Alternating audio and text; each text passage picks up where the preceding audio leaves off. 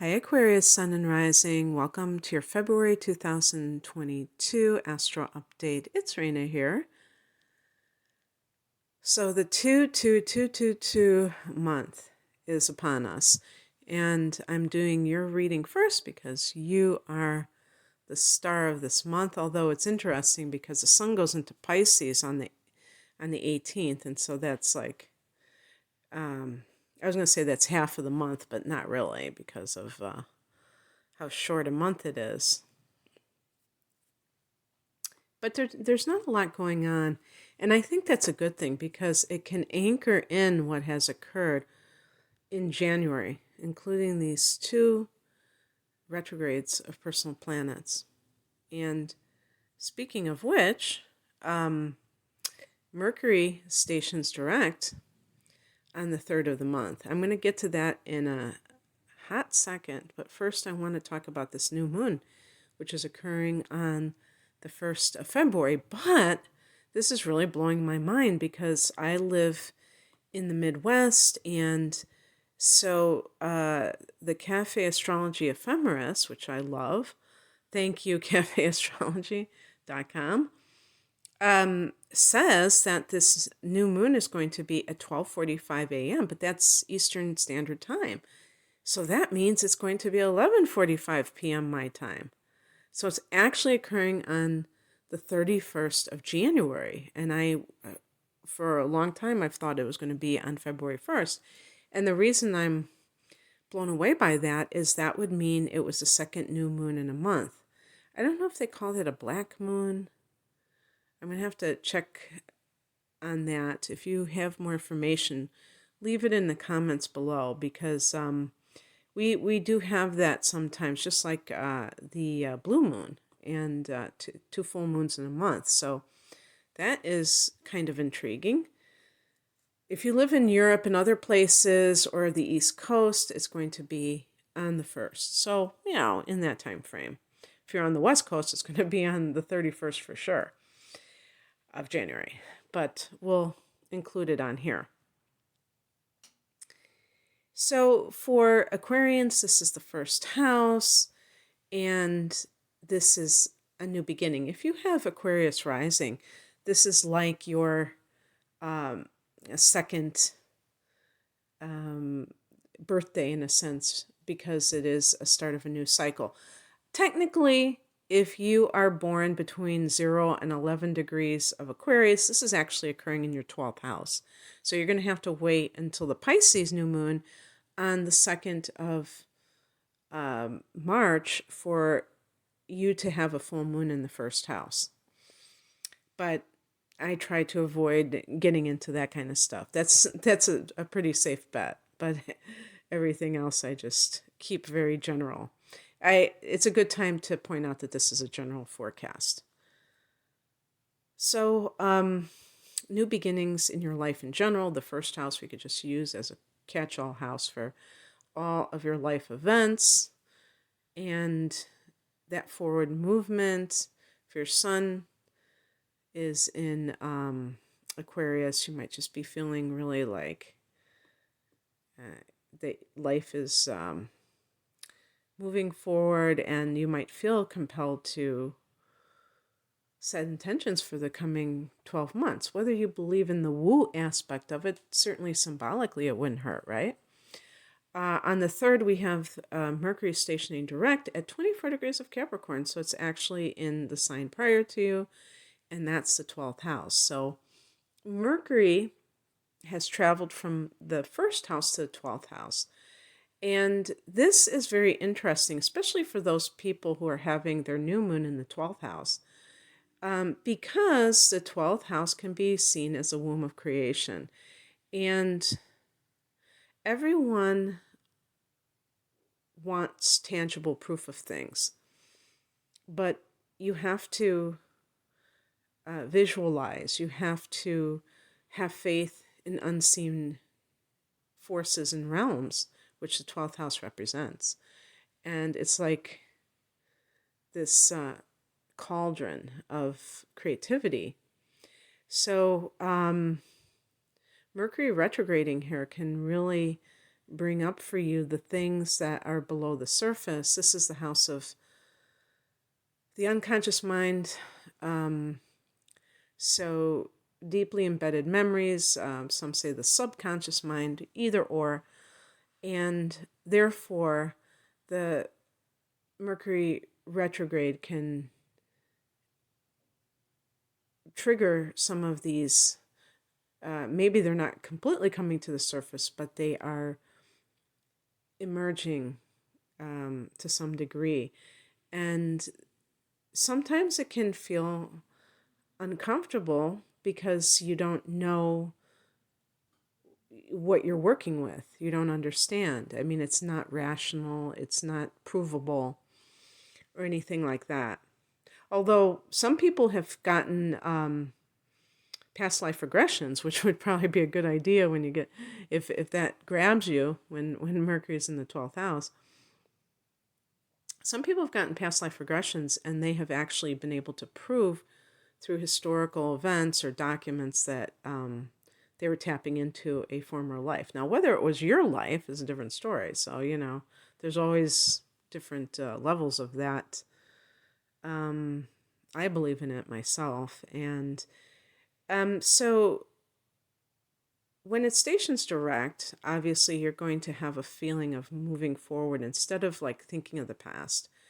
The 12th house can be the house of self-undoing, and that can actually be very productive because you can really reflect during the Mercury retrograde. What am I doing? What am I gaining from this? And when you move forward, you can take decisive action, especially when you have these planets in the first house. On the 14th, Mercury goes back into Aquarius, so back into that 4th house. Now, that's taking 11 days to get there. It still won't be out of its shadow until it gets to the degree where it retrograded, so it's all good. It'll get there. Let me see approximately when that will be, because I didn't really pay much attention to it. I would say like the 10 degrees of Aquarius. We're looking at around the 24th of February.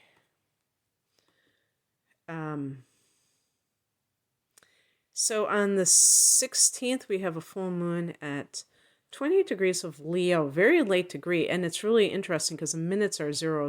So we're talking 28 degrees on the nose. And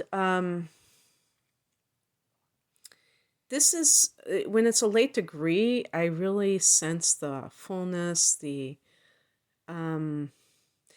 almost like, this is how I feel intuitively about it, is that an early degree is more about information, and a late degree is about culmination. So like learning about a situation can be the earlier degrees, and then it's like the harvest time or the endings, the full revelations, the spiritual download about that situation coming to pass. And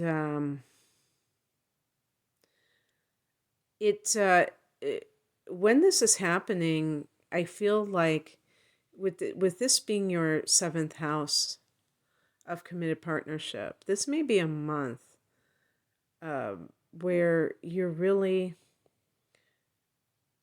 making that decision. If you have had a relationship on the rocks, Aquarius, I feel like you're really looking at it from the deepest of levels. I was kind of picking up on that when I was talking about the 12th house and Mercury, because I think that even on your end with self-defeating behaviors, and I've been doing a lot of sun-moon combination videos, and people have been requesting Aquarius in the mix. And I think, one reason why is because Aquarians, or let's say you're a sun in Scorpio and you have like a moon in Aquarius, it's very confounding the emotional side of life. It can be very hard for you to wrap your brain around. Why do I do this? Why do I feel like this? And so maybe people are trying to understand themselves, and it does impact relationships. But sometimes it works both ways, and you have tolerated a situation that you shouldn't tolerate. I think, because I did a tarot reading for your sign, and I think that was a theme of that as well. So we'll see. So this can also be a court case that has maybe even like a long drawn out court case that finally is like done, especially with these retrogrades, Venus retrograde, Mercury retrograde, done for.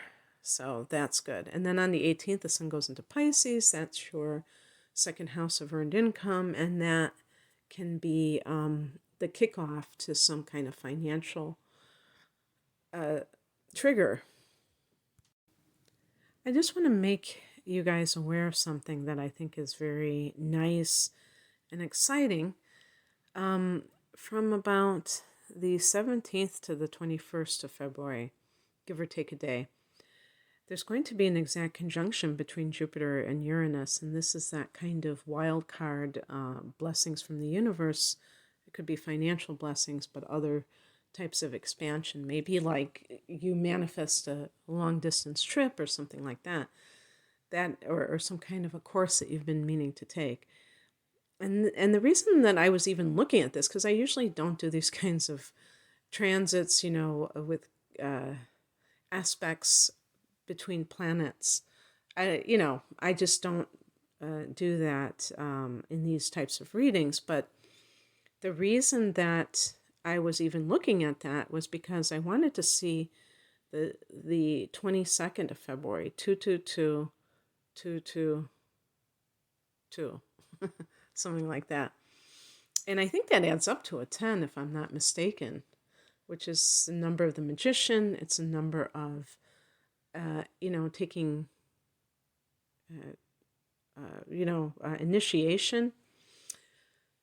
222, yeah, it adds up to, it adds up to a 3, I think. Well, I didn't plan on bringing that up right now, and that would be good for abundance too. So in any case, that seems like a magical time in and of itself.